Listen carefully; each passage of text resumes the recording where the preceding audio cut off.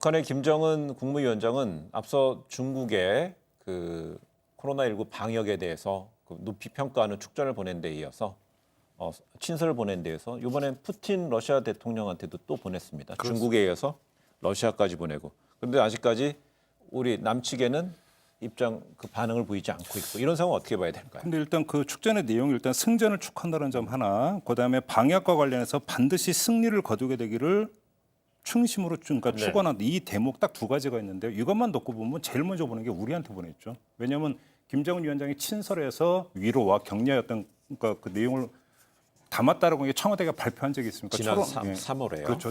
예. 코로나 사태 초기에 이렇게 놓고 본다면 그러니까 평면 비교를 한다면 오히려 그 문재인 대통령이 제일 먼저 보냈다는 점을 일단 환기를 시켜드리고, 다만 그 맥락으로 본다면 이런 건 있는 것 같습니다. 중국이라든지 러시아라든지 이른바 북한 입장에서는 전통적 우방과의 관계를 더 어떤 그 강화하려고 하는 데에는 북미 관계를 통해서 활로를 찾고자 하는 어떤 그런 기본 전략이 11월 미국 대선이 끝날 때까지는 거의 어렵지 않느냐. 이렇게 놓고 본다면 상당히 긴 시간 동안 지구전으로 가야 되는데, 이 기간을 버티기 위해서는 결국은 전통적 우방과의 관계를 강화를 해서 그들의 지원이라든지 이런 것들을 더 끌어내기 위해서는 당연히 이런 밑도를 까는 것은 기본 코스로, 그러니까 생각을 해서 결국은 축전을 보낸 것으로 이해를 하면 되지 않을까 이렇게 생각을 합니다. 저는 그런 생각도 해봤습니다. 그 중국하고 이제 러시아 쪽에 이렇게 메시지를 주는 것이 네. 근본적으로는 대미 메시지일 수도 있다, 이런 생각을 해요. 그러니까 미중 갈등에 있어서의 북한의 입장은 물론 이제 중국하고는 이제 뭐 동맹 관계이기 때문에 중국 편에 있겠습니다만은, 말씀하신 것처럼 미국 대통령이 이제 선거 운동을 하는 데 있어서 또 북한과의 아무런 결실 없이 대선 치르기라는 거는 트럼프 대통령으로서도 부담이 좀 있습니다. 네. 그렇기 때문에 북한은 트럼프한테도 모종의 메시지를 이제 보내는 거죠.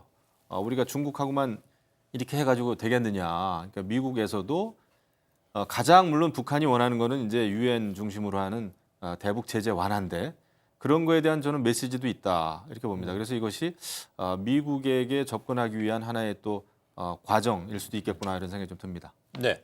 이렇게 이제 북한 당국의 공식적인 반응, 그 남측으로부터의 제안에 대해서 반응이 없는데, 대신에 북한의 선전 매체가 오늘 우리 정부의 신북방 정책이라고 하면서 비난한 거, 이건 뭡니까? 그런 거 좀 약간 뜬금없어요. 예, 신북방 정책. 그러니까 문재인 대통령이 이제 취임한 후에 어떤 신북방 정책을 천명한 바가 있습니다. 예. 블라디보스토크 가서도 어떤 천명을 한 바가 있었고, 근데 최근에 신북방 정책을 최근엔 남방 정책이 그럼 오히려 최근에는 오히려 그 신남방 정책에 예. 주려고 했는데 갑자기 신북방 정책에 대해서 비판을 하고 나서가지고 이건 좀 약간 뜬금없다라고 그러니까 봤는데, 결국은 저기를 쳐서 이쪽 이야기를 하고 있는, 당분간 남북 관계 개선은 없다라고 하는 어떤 메시지에 대한 어떤 그 완화된 표현으로밖에는 지금 이해를 할 수가 없을 것 같고요. 네. 왜 그러냐면 이것이 그 북한 당국을 향해서 어떤 공동 방역이라든지 이런 것들에서 이미 제안을 해놓은 상태인데 전혀 답이 없는 상태 아니겠습니까?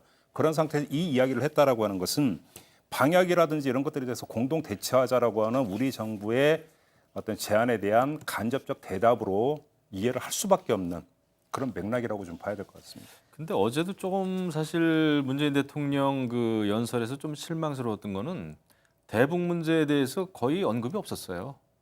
네. 대북 문제에 대해서도 이것도 이제 기자들이 질문하는 과정에 나온 답변이었습니다. 그래서 지금 과연 대통령의 머릿속에 북한의 인권 문제, 비핵화 문제, 또 최근에 있었던 GP 그 초소 사격 문제, 이런 거에 대해서는 어떤 입장인지 말이죠. 이런 것도 굉장히 좀 궁금해요. 그래서 북한에 대해서도 우리가 좀 원칙을 가지고 접근을 해야지, 계속해서 남북 교류하는 건 좋습니다.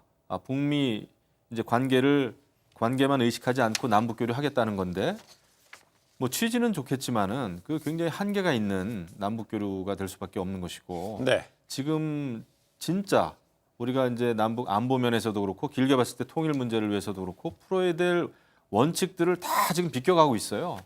그러면서 어떻게 남북 관계를 앞으로 이끌어 갈 것인지 저는 그게 굉장히 좀 염려가 됩니다. 알겠습니다.